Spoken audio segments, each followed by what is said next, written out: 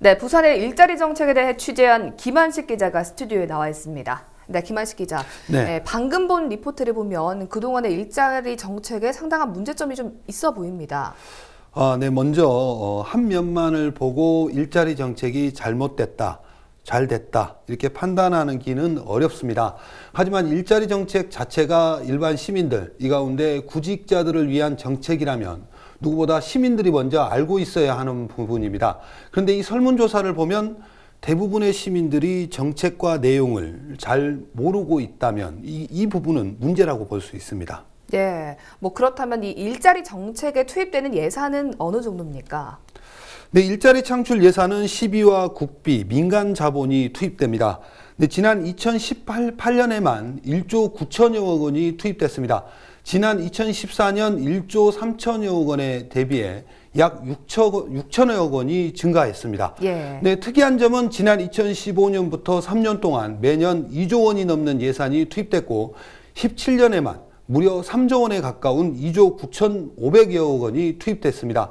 이를 이제 5년 동안 투입된 일자리 창출 예산은 11조 원을 넘었고 매년 평균 2조 2천여억 원이 넘는 것으로 나타났습니다. 이 때문에 일각에서는 이 돈으로 회사를 차려 일자리를 만드는 것이 낫지 않을까라는 자조적인 목소리까지 나오고 있는 실정입니다. 예, 뭐 부산시 한 해 예산이 11조 가량인 걸 감안하면 굉장히 높은 비율이라고 할 수 있을 것 같은데요. 네. 부산의 고용 동향은 어떻습니까? 네, 매 분기 고용률을 이야기는 어렵고요. 지난해 12월 부산의 고용 동향을 보면 고용률은 55.8%로 전년 동월 대비 0.3%포인트 하락했고 11월과 비교해 0.9%포인트 떨어진 것으로 조사됐습니다. 예. 또 실업률은 3.1%로 전년 동월 대비 1.1%포인트 하락했지만 지난달에 비해서는 소폭 상승한 것으로 조사됐습니다. 예, 뭐 막대한 예산을 투입한 것 치고는 성적이 좀 저조하다고 볼 수가 있을 것 같은데요. 네, 그렇습니다. 고용률을 높이기 위한 시 대책에는 어떤 것들이 있을까요? 네, 부산시도 앞서 리포트를 통해 이야기했던 설문조사에 대해 심각성을 공감하고 있습니다. 예.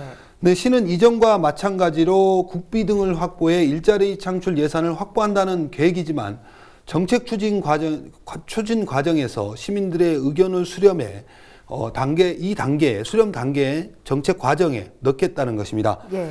또 정책 입안 시 지역 특성을 감안한 일자리 창출, 또 미래 먹거리와 연관된 산업을 육성하고 취약계층 특화 등 다양한 일자리 창출 정책을 펼칠 예정이라고 밝혔습니다.